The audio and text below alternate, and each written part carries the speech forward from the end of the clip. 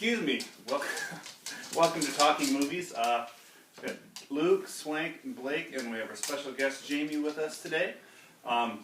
Jamie's here to promote a couple things and nerd out with us. So why don't we just go around the room? Luke, last movie you saw?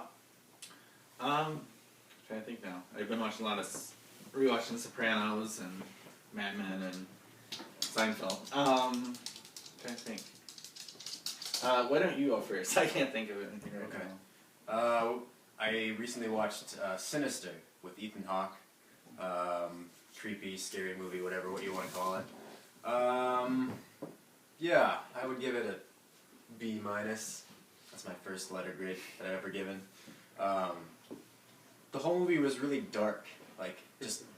He doesn't turn on a light at all in the whole movie. He's just walking around his dark house without turning on lights. And even the daytime shots too, it's like they're not turning on any of the lights in their house. So that was one thing that kind of bugged me throughout the entire thing. But there were some creepy parts. Just like all the you've seen it, right? Yeah, I got to see it. Like all the tape reels and stuff like that, where it kind of creeped me out. But yeah, Is that set in England or no? No. Sorry. I was thinking of something else. Yeah, B-. I remember now. Go for it. Sorry. It'll be brief. I watched Runaways off the band. It wasn't too bad for a music biopic. I like the director a lot. I'm not going to attempt to say it because it's this weird Swedish, Spanish or something like that.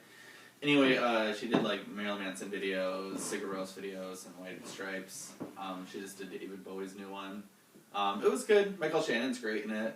He kind of plays a really loose character, and really great music. I like that era. But I don't know. It was a music pick too, so I kind of just knew here comes the drugs and the downfall. But it was all right. Kirsten Stewart wasn't too annoying. I don't know. I thought it was all right. Dakota Fanning has grown up though. That's my opinion on it. I was going to save this for later, but I will defend Kristen Stewart somewhat. I think anybody that's been a part of that Twilight franchise is unfortunately going to be jaded for the rest of their lives, or not jaded, but just affected because they were in those movies. Yeah, because I thought she was much like a Daniel Radcliffe from Harry Potter, but I think she's a pretty good actress. Mm-hmm. I don't think anybody's very good in any of those movies. I watched a brief moment of the new one that just came out on DVD, in case you didn't know that. And yeah, it's pretty bad. But anyway, I'll give it a good B. I'm probably not as jaded because I just have stayed away from them. So. Yeah. Well, if you want to laugh, watch the second one. I guarantee you lots of laughter. Laugh Tracks just had a Kickstarter trying to do Twilight to get the money to buy the rights to do Twilight, and I think they made their goal. So Yeah, there you go. I might go see it. The Laugh Track. I would go see those movies. Yeah, I would too. I created my own while I watched the second one in the theater. But anyway, Blake, what do you got for us? I watched a couple movies. I actually rewatched To Live and Die in L.A., which we talked about a few weeks ago. William Friedkin's. I think it's his best movie. I know he did The Exorcist and The French Connection. I think that's his best movie. One of the most intense portrayals of cop life, I think, I've seen on the screen, and of course one of the best endings to an action movie there is. And then I also watched one of the most avant-garde movies I think I've seen in a long time. It's called Sombre. It's from France, and it's kind of like David Lynch, a French David Lynch movie. It's about this serial killer who kills prostitutes, because my guess is that he hates them because they give up sex so easy. And then, so he's killing all these ladies, and then he actually runs into this virgin who, he's kind of met his match. It's this girl who doesn't, give it up, but she wants him. So he's trying to fight his desire to not... Is there an American version of that? No. That sounds really familiar. I don't think anyone have the gall to remake a movie like this. What was interesting about it was... the director used sound and light to completely disorientate you as you watched it, and you felt like you were in someone's nightmare, as they were dying. It was really, really interesting movie. But Yeah, it's very, from what very country? graphic. It's French. Yeah, very graphic movie too. So not a Brothers. Who was the director? Felipe Grandre, something like that. I can't pronounce it. He's only made 3 movies in his lifetime. But And is that older? Or? 98, 99, It's been a while. really, really, really off-putting movie, but I liked it a lot. So Jamie, what do you I got? was, for us? God, I hadn't watched movies in a while because I've been busy with stuff. But then the other night I watched like 3, and one of them was Sinister. Uh-huh. And I definitely agree that the lighting was terrible. And I remember my girlfriend watching it. Why the hell doesn't he just turn the light on? Yeah. It doesn't make any sense. yeah. And there were so many scenes where I couldn't see what was going on, and I'm like, maybe if I looked at it from a different angle or something. So they could have done something a little bit. That is isn't it a lower budget film? No, not really. No. So I think But yeah, I mean, it looked like you were watching it like maybe like your laptop or something. You just gotta move But your it wasn't. laptop. Yeah. But it wasn't a major release, right? I don't think it did very well Yeah. at the box office. But it was all right. After that, she went to bed, and I was flipping through Netflix, and I watched Amber Alert. I'd seen trailers for it, and it looked kind of interesting. And I kind of liked it. I know that there's been people talking about how annoying that girl was, but I mean, at the same time, what would you do? What would I do in a situation like that? You know? And I know women that just freak out, and they can be annoying. So it seemed pretty. The performances were pretty realistic. I didn't really have a problem with it. I don't want to have any spoilers for anyone that hasn't seen it, but there's that fine line. Do you really want to follow somebody, and what if they're really not who you think they are? And so I don't know. It's always an interesting question to pose in a movie, certainly. I mean, I was very involved the last Yeah. half hour of that movie. And then after that I watched The Afflicted, it's either Afflicted or The Afflicted. And as I was watching that, I got deja vu because it said based on a true story. I'm like, I've heard this before. Well, yeah, I'd seen it on like a true crime or something. So I already knew the story, which kind of, it is a messed up story. I mean, it did really happen, and the movie played a lot of the events that really did happen, but they obviously put them to a shorter period of time. The only thing I didn't like is how they made the ending so dark. Because in real life, I mean, not to have a spoiler, but it doesn't quite end like that. And actually, in the real life ending is a little happier than the way the movie is. Normally Hollywood tries to happy ending the thing. I'm like, why would you take this true story and change that part of the ending? Take the one potentially happy part out. And I'm not going to have that spoiler to what it was, but if anyone, I don't know, maybe I should say it. But anyway, it's worth it. I think we're going to have one episode where we just spoil movies the whole time.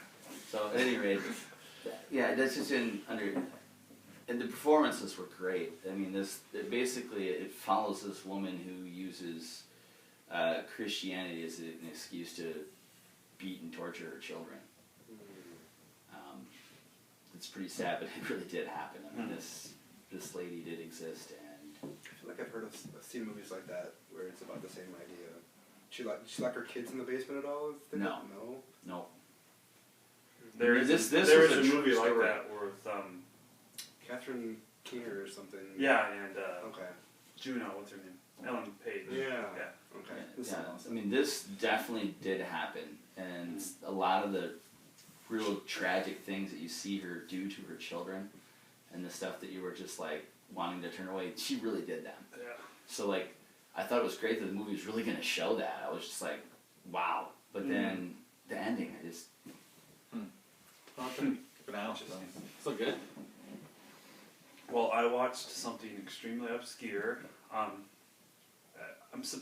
been told I should have watched it as a child, but I watched a movie called The Legend of Billie Jean. I believe it's from 1984 or 85. Have you seen it? yeah, it's probably Wait, is it when your wife was? Yes.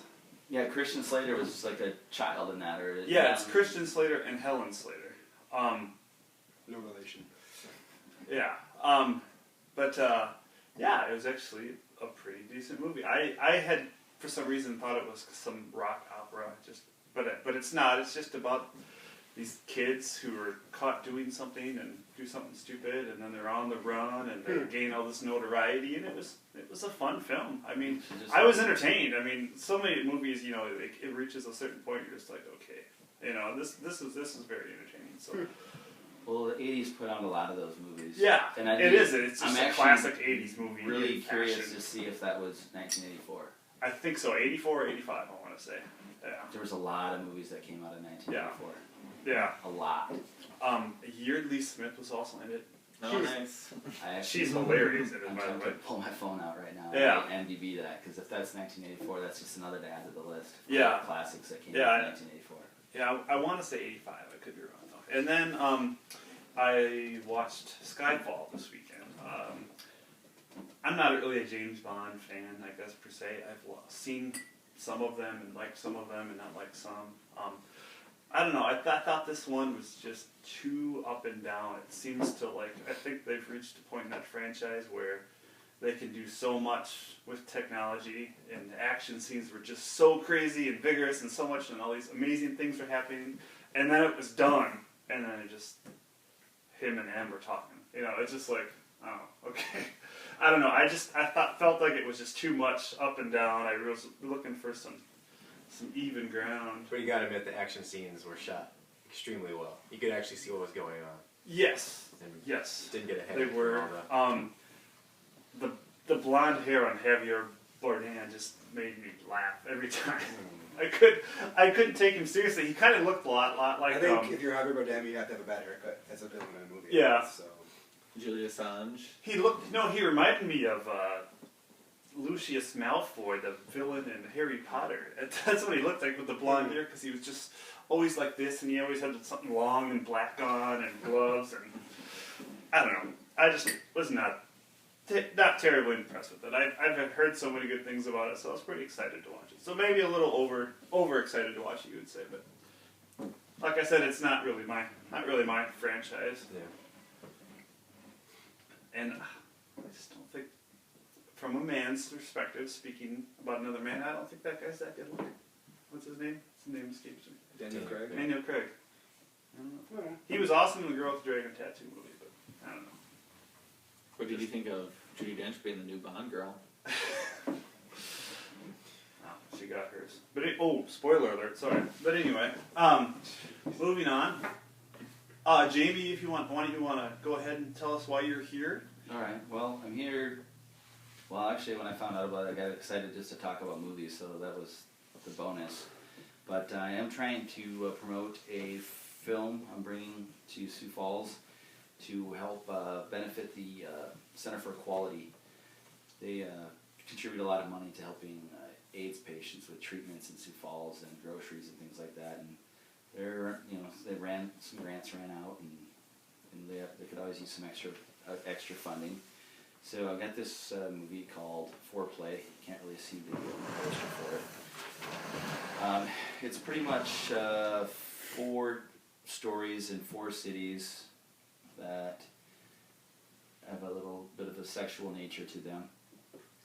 They played at Outfest, an official selection, Cannes Film Festival, Sundance, and over 20 other film festivals around the world. I wrote down the director's statement and a brief synopsis of each. It's 4 intimate tales of sexual triumph and travail set in 4 American cities. In Skokie, a closeted woman's crush on her minister's wife erupts during the weekend of dog sitting. In Austin, a young couple discovers a kinky way to keep their relationship alive. In Tampa, a man with an extremely small penis finds his nirvana in a public restroom. And in San Francisco, a cross-dressing sex worker faces a challenging assignment with a quadriplegic man, arranged by the client's wife. Core to the stories in which characters' lives are changed by unusual sexual encounters. Foreplay frames desire through themes of connection, eroticism, shame, fear, love, spiritual healing, and self-worth. Tonally, the tales span the gamut from sorrowful to comedic to downright filthy. And then I printed the filmmaker's statement. My goal with Foreplay is to provide understanding for characters participating in sexual acts that might otherwise be considered deviant, and to depict sex acts as potentially cathartic moments in our lives as human beings. Why should cinematic depictions of violence be more commonplace than emotional, engaging stories drawn from the vast range of human sexual expression? Each Foreplay short portrays an unusual sexual experience that is life-changing and deeply personal. Some are inspired by real-life stories. For example, writer Carlos Trevino was able to draw from the stories of one of America's top cross-dressing sex workers, Chloe, to inspire San Francisco. Chloe opened her heart and challenged us to tell a story that wouldn't perpetuate all too common stereotypes associated with her profession. I want to represent a spectrum of sexual experience, hence 4 stories of varied style and tone. Like a good book of short stories, the sum total should add up to an impression of my view of the world without the easy trickery of interlocking story overlap or recurring characters. I'm inspired by the surreal films of directors Nicholas Roeg, Ken Russell, and Lindsay Anderson, particularly their anarchic subversion of power through expressive excess. I hope that scope, non-judgmental attitude, and expressive representation of sex will implicitly challenge notions of normal behavior through which sex and bodies are seen in mainstream cinema. Finally, I hope foreplay creates cultural conversation. Sex acts, unabashedly displayed and shared, are portrayed as mysterious forms of human connection, transgressive and transformative acts that break the flow of daily life, and moments ironically imbued with both humiliation yet sacred bliss that connect each of us as human beings on a primal level. Sex, this multifaceted force, deserves continued creative, critical, and adult investigation. So that's Kyle Henry's little filmmaker statement. That's also available on his webpage. Another great thing about this movie screening is that afterwards we will have a live Q&A with Kyle via Skype. So if anyone has questions, and I mean, he did shoot in 4 different towns, 4 different cities, you know, so I think there's going to be a lot to say about that. And the film looks sexy, funny, Right. and it looked pretty good. And all proceeds, I mean, after the cost is paid for, will go to benefit the Center for Equality. And when is that again? this will be March 4th at 24th. March 24th, excuse me, sorry, past March 4th. March 24th, the movie's going to be at 5. They'll probably open the doors at Boonies at about 4 o'clock. They do have a giant screen there, a great sound system, and if you don't feel comfortable just sitting right down in front, there's several widescreen TVs that the movie will be shown on around the bar area. You know, I had mentioned earlier that a lot of people go out to dinner and go to a movie and maybe go out for drinks afterwards. Well, you can do all of these at the same place. He'll have his full menu open. He has great barbecue. Probably one of the best pork sandwiches I've had in town. And so all that'll be available. You can have a beer and watch a movie, or get a Bloody Mary or soda. Sure. I mean, it's available if you're not a non-drinker. If you're a non-drinker, there's other options. But it's a good place. Yeah. Like a nice screen and everything. And we will have the trailer up at the bottom of your screen, and we'll have the invite to the Facebook invite to Boonies for this as well. So if you want to check out more about it or watch the trailer beforehand, We're we'll have gonna that option. have pre-sale tickets at about $8. We're still waiting for the tickets to be printed, but when they're available, I'm hoping to have them for sale at the Last Stop CD shops, and myself and another woman, Carla Wenzel, will be able to try to accommodate others.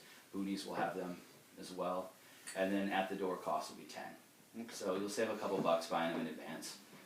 So if you're taking two of you, you know, you just saved yourself you can buy a drink with the money saved. Yeah, definitely.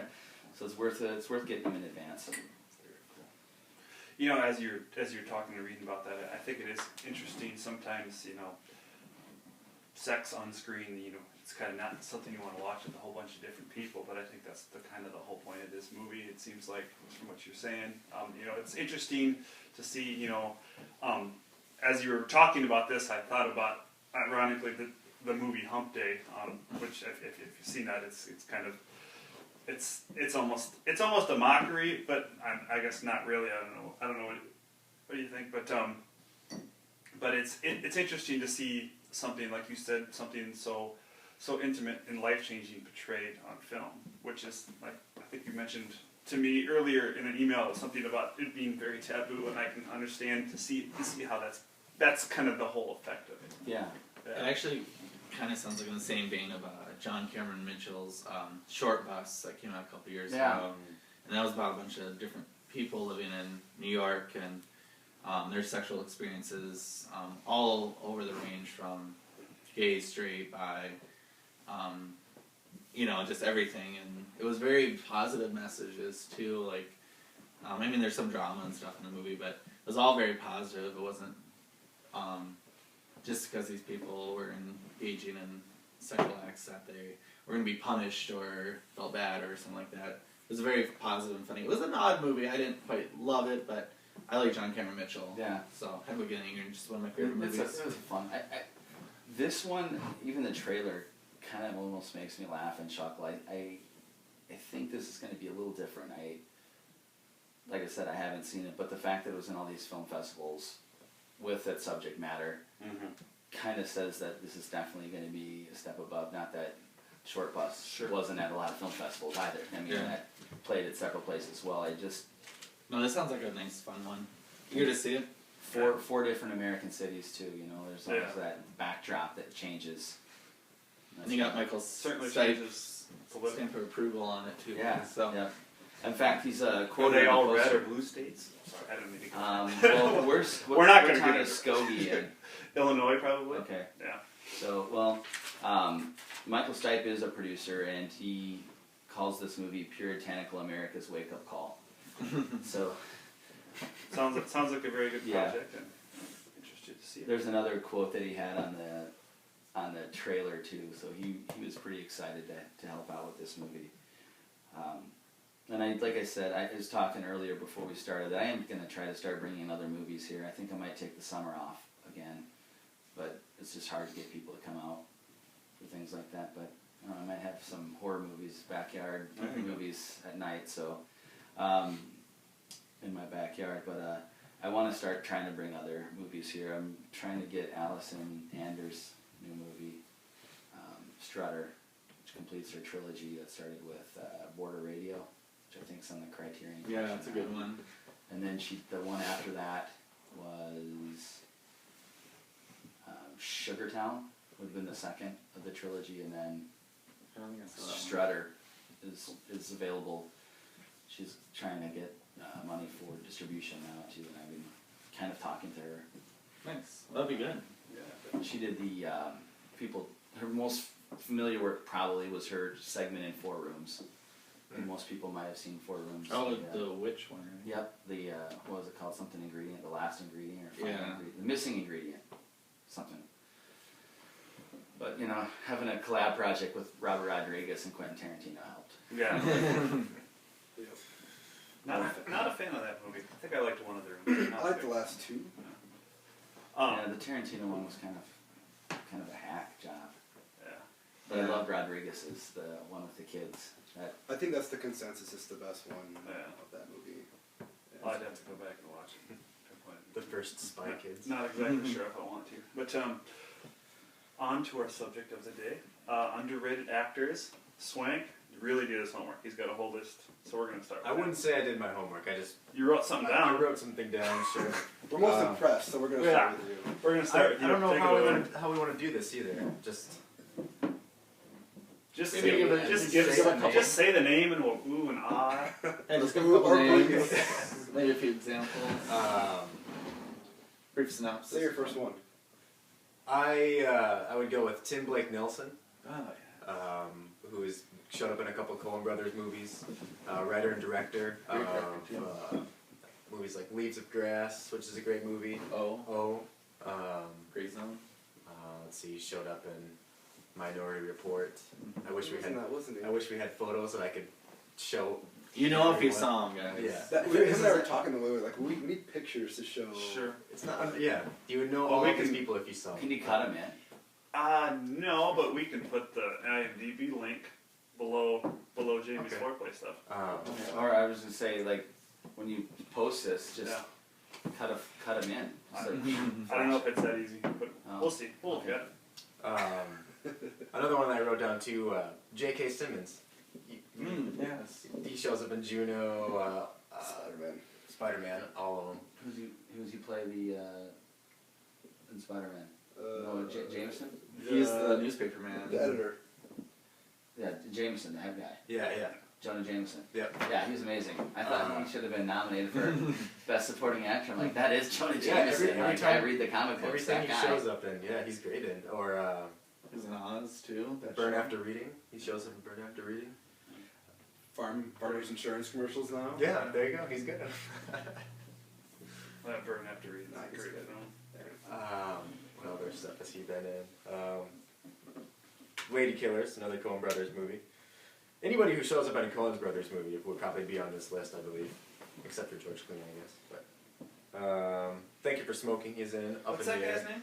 J.K. Simmons. Is he the dad in Juno? Yes. Yeah. Okay. Yeah. That guy. So he's the irritable bowel syndrome guy in Lady Killers? Yeah. Yeah. Yeah, okay. I'm with you. You have something? You wanna I go? have a ton of them. Okay. You go. One of my big ones is Frank Whaley. Oh, yeah. I love Frank Whaley. I don't know what about it is. It's just like that innocent looking The big guy. brain hombre. Yeah. What were the movies in the night? Like Swimming with Sharks. Swimming with Sharks, phenomenal film. He was great in JFK, the smaller role he had. Is he Broken Arrow? He's a broken down. Yeah. He does some big stuff. He's, you know, like a lot of my list is like the guys you see who you love but you don't know their names. Yeah. You know, they just show up, they do their job, and like that guy's awesome, and then he's gone. You know, so.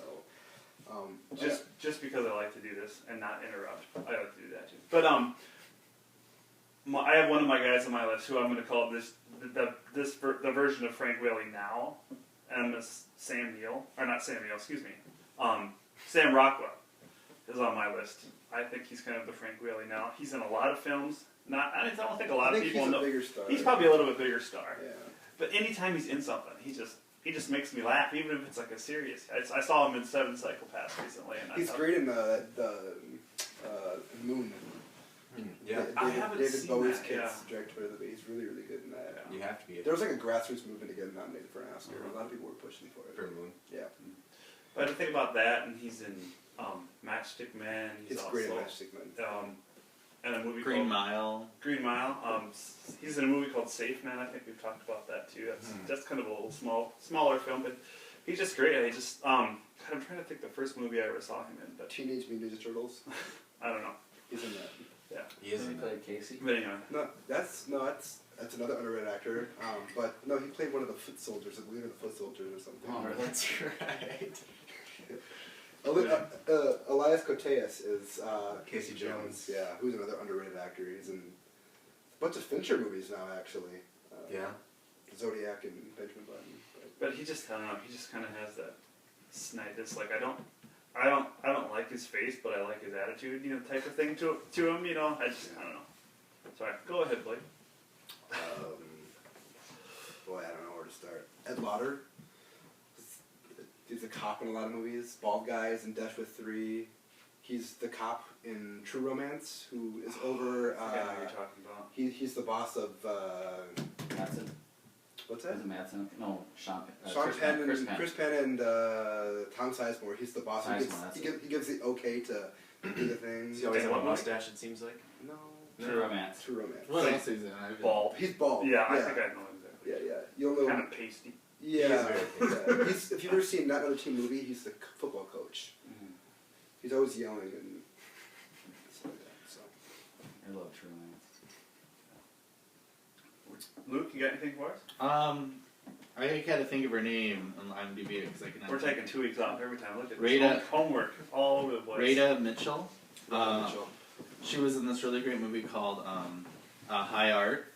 It's a little independent movie Oh, from the yeah, High 90s. Art. It's great, but she's also probably known for Silent Hill, which actually isn't the worst movie ever, and Pitch Black. The best movie based And- on Wow, music. Pitch Black was. Yeah, it's a good little sci-fi movie. I don't care what people say, but If Vin Diesel wouldn't have been in it, it might have been.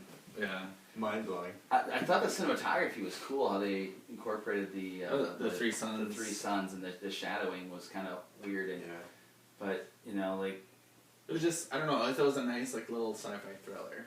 Anyway, you slice that up. she's in a lot of bad movies too, but I think she's always a really great performer who's, I never gotten her due, I thought. Good Aussie actress. So. I have one, and we'll go to Jamie here in a second. I just thought about it. Also in Death Wish 3, Gavin O'Hurley, he is the main man in Death Wish 3, the main villain. Okay, I was like, Charles Bronson's the Manny, main man. Manny Death Wish. Frocker, essentially. He's the guy with the buzzed line down his head. Sure. What else has he been in? He was in Willow, and he's been in a couple. I think he was maybe in that movie Lady in the Water. I think, maybe not, but he's been in a few other films. He's one of the guys that captured Val Kilmer in Willow. I mean, he's one of like the head soldiers. I'd have to watch it again. Mhm. But anyway, that's in his mainly Death Wish 3 is just a great role for You me. love Death Wish 3, don't Yeah. you? He gets out of prison, he looks at Bronson and says, "I'm gonna kill an old lady for you tonight." Catch you on the 6 o'clock news. Sorry. But anyway, Jamie, what do you got for us? I guess I didn't pick any smaller one, but I think Bill Paxton is pretty underrated. Mm-hmm. He's had a couple lead roles. Like the times he's gotten bigger roles have been bad movies, but I watched this summer. I showed The Dark Backwards in my backyard, and I mean Bill Paxton is. That's a great movie. He's What- what- what is it? incredible. The Dark Backwards. Oh, I It's didn't even where heard that Judd before. Nelson grows an arm in his back, and Never Bill heard of Paxton is sidekick. Yeah, I'm and trying to think of Jamie's in the director of that was the same writer-director of what's that movie with Charlie Sheen? Oh, The Chase. The Chase. Mm-hmm. Yeah, I kind of did a Great double movie. feature of him. I can't think what the director's name right now. I'm just kind of Mm.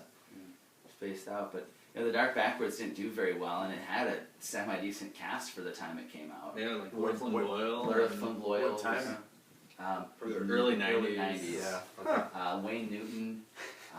James Caan. I thought James Oh, man. Caan. I thought Bill Paxton stole the And show James in Caan. Twister. I thought he was phenomenal. Yeah, Big Love is he's great. in I Big love this movie Frailty so Frailty, I much. was going to mention. Frailty was good. Yeah. it's a good movie. What the Coen brothers co-wrote it with Sam Raimi. Oh, Simple. The Simple Plan. Oh, it's a great That movie. movie. He was great. Awesome. I mean, although Billy Bob Thornton stole the show again. That's a good movie. Or whenever he shows up in James Cameron movies, he's Yeah. always great. Yeah. Even his little role like in True Lies or Aliens. yeah. And just so we're clear, because it's my own inability, every time I see Bill Paxton, I automatically see Bill Pullman's face. We're talking about Bill Paxton. I think they were in a Not movie Bill together. Pullman. Oh, that's even more confusing. Were they? Not They Lone were in a Star. movie together. Were they? Was it Trespass? Ugh. Was it Bill Paxton? With and Bill Ice-T? Pullman? Yeah, with Ice-T and Ice Cube. Bill Pullman's not in that. We've talked Yeah. about Bill Pullman long enough. I do not like his face. I know I say that a lot now, but I don't like him at all. Besides his face. Hater. He said he liked you. I know. I was jaded as a kid thinking he was so cool because he was in Spaceballs, and now I'm just No, like, Bill what Paxton's is he awesome. still on TV for? No, Bill Yeah. Pullman. Sorry. No, I'm saying Bill Paxton. Yeah. Yes, Bill Re- Paxton re- is awesome. re- Paxton Reiterating is Bill greater Paxton. than Pullman. Yeah, Bill Paxton. He was also the older brother. It got turned into what was it? Is he the president now too? Bill Paxton. That's Bill Pullman. That's Bill Pullman. Oh, see, why does Bill Bill Pullman Pullman. play the Let's president? go back to Bill Paxton. Sorry. Weird Science, isn't it? Yeah. Weird Science. He's He's the older the brother. troll. Troll. Yeah. Is that what we would call that? Well, no, Just so I'm not confused, who's the president in Independence Day? Pullman. Pullman. No Seriously? more God. Pullman talk. Jeez. I'm sorry. This has been our funniest podcast. Pullman is overrated. Oh, and He's not even Bill Paxton was also in the Barnes and Barnes Fish Heads video too. So that's another one of his earlier works from the late '70s. You can check it out. I'm sure you've heard the Fish Head song. He's in Near Dark too, which is one of the better vampire movies. That's of a the good Bill one too. Paxton. Paxton. We're We're not not even talking talking about about Pullman Bill anymore. Pullman. I don't like him. But anyway, I do like Bill Paxton. Next person on my list is Sam Neill. I only wrote down 2 people, and they both have to be named Sam. I can't think of anything else right now besides In the Mouth of Madness, which is one of my all-time favorite movies. Really? Jurassic Park? Jurassic Park. Yes. Heard there of you go. Thank you. I just watched that. You know, I just watched the 3rd one the other day. I was told to watch a movie of his by a friend of mine called Possession, and it came out in the early '80s. And it's actually one of Guillermo del Toro's favorite movies. It's about he lives in Poland with his wife, and they're going through like a bitter breakup. And it's like it's like the worst breakup of a marriage you'll ever see in a movie. Worse than Scenes from a Marriage. I don't know, but I'm gonna It's say not- yes because Okay. he starts to imagine his wife sleeping with like lizard demons and stuff. And It's crazy. Check it out. It's called Possession. Okay. You gotta find it. It's bizarre. Yeah, he's a good actor. He's great. He's great in it. He's great. There's a movie he was with Judy Davis, who's also a great actress, from Australia, from the early '80s. I can't remember what it was, but it's very pivotal for Australian cinema. But can't think of what it's called now. I'm sorry, people. But yeah, Sam Neill's. Yeah, when he's in a good movie, he's good. When you give him the right role, he delivers. Yeah, definitely. In the Mouth of Madness, that's one of my favorite movies. He's also really good in Dead Calm. He's not a huge part of that film. It's mostly Billy Zane and Nicole I Kidman. haven't But seen that movie yet. yeah. That's a good one. When you talked about bad breakups in movies, I just got to interject here. And I think I'm pretty sure I mentioned this before. And I think the worst relationship I've ever seen in a movie is Who's Afraid of Virginia Woolf. I think it's Elizabeth Taylor Elizabeth Taylor and Richard Burton. Richard Burton. I mean those two on screen in that movie, it's so real and it's so. I mean, it will affect you. Yeah. Like you need to watch Dumb and Dumber afterwards. I mean, it'll just like tear you apart. It's unbelievable. I still haven't watched that one. And it's kind of, it's I think there's really only 4 or 5 people in that movie, so it's just them, and they have this younger couple over to entertain, and it's kind of like it's almost like the Office episode of the dinner party derived from, it started there. But anyway, that's kind of a bad correlation. Anyway, we got to talk about this guy. He's on Blake's list and my list. Uh-oh. I hope Crossover. I pronounce the last name. I can do it if you can. Stephen Tobolowsky. Tobolowsky. Everyone would know this guy if you saw him. He's the guy who's like, "Hey, Bill," in Groundhog's Day. He's he's in a bunch of comedies. He's in Memento as the. Oh, he's in Deadwood too. He's in Yeah. Deadwood. Yeah. Sneakers. He shows up in Sneakers. Who's he in Deadwood? He was like one of the people from Yankton. Like he was one of the city folk that was coming in from the government, and then Swearinger brings the ladies of the night around him. And That's what he does with everyone. yeah, He's got a real distinct voice too. yeah. If he kind of a bulbous nose and a round bald head, and Yeah. Yeah, he's great in Memento. Another great guy from Deadwood that is underrated is the guy that played E.B. White. I can't think of his name right William Sanderson from Blade Runner. Yeah, he's also in Blade Runner. Yep. And Yes. he's in Newhart. He's the guy. Yeah, he's in tons of movies. Yeah, he's great. Larry, this is my brother Daryl. Oh, I mean, yeah. he's that guy. That's funny. Yeah. Yeah, actually, Deadwood has tons of great actors in there. Except for that one guy. Brad Dourif, too. John Hawkes, which I would consider. Yeah. I don't consider him underrated anymore. No. Yeah, Not he's- anymore. No. You think he's just created? Well, he's got an Oscar nomination right now, for Winter's Bone, and he's good. Yeah. So speaking of Winter's Bone, Garrett, what's his name? Dillahunt. He's incredible. Yeah.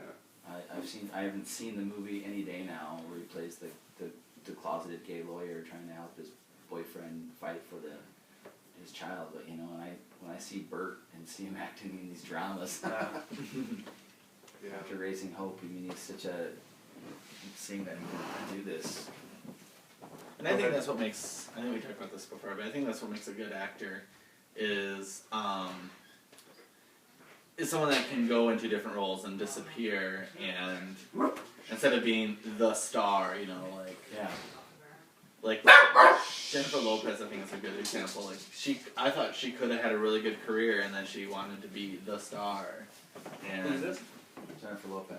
yeah, no, I'm not saying like she's an underrated actress. I said she could have had a really good acting career, but then she decided to be the star and kind of ruined everything. Yeah, she was so. in She's in Selena, and she's great. U-Turn, wasn't she? Yes. Yeah. U-Turn Great and Out movie. of Sight, Yeah. Well, I love U-Turn. Yeah. Anaconda. You brought up U-Turn a few weeks ago, didn't Yeah, you? I recently watched it. That movie is insane. Billy Bob just covered in oil. And So, Joaquin Phoenix. Sorry. I got one here too. Sam Shepard. Oh, great. I thought of him when you were mentioning Sam Neill. I mean, the guy's also a great writer on top of everything else. He wrote Don't Come Knocking. And actually started it. Vim Vendors directed it, and he also wrote Paris, Texas. Paris, Texas. Which is one of my favorites. It's Absolutely a Avengers one of my movie. favorites. Just watch that. Yeah, I think another underrated actor, Harry Dean Stanton. Yeah, And that's people the one I don't would want to say. talk about him anymore, but man, that guy was incredible. And he'll be in big movies too sometimes.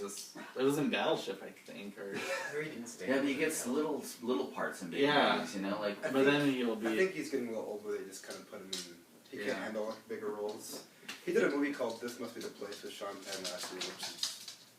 He had oh like- yeah, he had I like- wanted to see that. He had a one scene. He was in it for one scene, but he knocked it out of the park. I mean, Repo Man, like Yeah. I mean, that was one of his first times he got a big role, and like he killed it. Like every scene he was in, your eyes were. David Lynch Yeah. movies, too. Yeah, he was. Big Love too, as basically the villain. Yeah, the main he, villain. he's was in the few dad David in Lynch ones. 16 Candles. Yep. Oh yeah. He was So- the alcoholic dad, you know. Like, he was a good guy though. Yeah. Escape from New York. Yeah. In David Lynch's Lost House. Straight, Yes. yeah, he was in Straight Lost Story, Story. and he was in Straight Story at the end. He was the brother he went to go That's a great movie. see.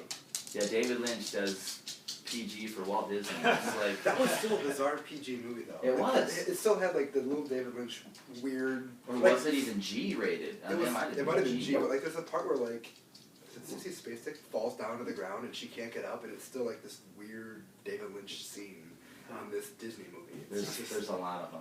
You know? yeah, it's just a weird movie, but Or it's like just driving. it's and so good. A lot of shots of cornfields, and then like there's this crash But with the deer, but you never see it. You just hear it. Yeah. I don't know. It's a good movie. And it's all filmed about 100 miles from here. Yeah, So it's great Lynch. But Sam Shepard recently was in a movie called Blackthorn that didn't get a lot of attention, where he played an old Butch Cassidy oh, Hmm. neat. that lived. Oh. And now he's making one last ride. He's been living in South America for all these years. Hmm. And if you get a chance, it was on Netflix at one point in time. But man, I love the American Western. So Yeah. any nod back to the old days, but Sam Shepard's great. I think he married Sybil Shepherd. They were married. I think they Oh, really? lived in Minnesota afterwards. I think they He's raised their from kids. Minnesota, I think, is he? Or one of them is. But I mean, he lives there now. I know with her, they took their kids away from the Hollywood life. They wanted to raise their family in Minnesota, so like when they shot, they would just go back and It doesn't know he's written about South Dakota, but and yeah, stuff. it's close to us. And then I'll have one more. We should definitely go back to this one. Though, Yeah, sometime. And this is like now my mind's really Part racing. two. I have like 30 people on my list. So. Um, I have more. This is kind of a love-hate. I have a thing for quirky people. Jane Addams. You wouldn't know if you ever saw her because she's doesn't have like tons of presence, but she's in the movie. She stars in the movie Happiness. She was in Eternal Sunshine, Spotless Mind. They were Jim and Kate's couple friend. She's also in the show Hung. She's the pimp. Which character is she in Happiness? Oh, yeah. She's the lead role. She was the one that was with John Lovitz in the beginning, and she returns the ashtray, and he kills himself, and then she like starts. That's Life During Wartime, right? That's Happy. Life During Wartime is a sequel to Happiness. Yeah, that's her. She's also Okay, like yeah. Lemony Snicket. But your Love During Wartime is the movie you're talking about with John Lovitz. No, Happiness. Happiness is the before Yeah, Life you're During talking. Wartime. John Lovitz was in Happiness. with Life During Wartime. And Life During Wartime is Paul Rubens playing his character. Oh, you're right. Because Paul Rubens You're is right. the ghost. Oh, you're right. You're right. You're right. You're right. I'm And sorry. then Shirley Hansen or Henderson. Henderson played her role, and I thought she did a really good. She's a one, too. good one. Yeah, I like her a lot. Another quirky voice, but Yeah. You're right. I got it confused. No, that's all right. No, she kind of plays the same character in both movies. Yeah, and then Jane Addams also is in what else? The movie The Anniversary Party. The Anniversary Party, and then Little Children. She has like 1-2 scenes in it, which are phenomenal. She goes on a date with Effective movie. with a guy who has this troubled past, and Yep. she opens up and he Came back. just eats her alive, pretty much. It's awful. She's great in it, and also in Hung too. Yeah, that show is pretty Speaking awesome. of happiness and underrated actors, the guy that I can't even think of what his name is, but every time I see him, Dylan. He's the father. The father, yeah, Dylan Thatcher. Yeah, he played. Yeah, he's a great, another. He's been in all he was in the first Spider-Man trilogy. He played in Dr. Connor, so I kept waiting for him to turn into the lizard. You know, like Dylan that'd be- Baker, that's his name. Oh yeah, Dylan Baker is great. He's He's in also- Changing Lanes too, I think. Yeah, which he's is really good. in so Trick or many Treat, movies. yeah, We're he's gonna- been in 100. Trick or Treat. I love Trick or Treat. 103 movies. Okay, well, we will obviously have a part 2 of this. My lord. Maybe a part 7. Or a part 4. How about that segue, huh? Remember to catch Foreplay at Boonies, March 24th, Sunday. Doors at 5 p.m. You can Doors click at 4. doors at 4. Sorry. You can click on the link below. Thank you very much, and have a pleasant today.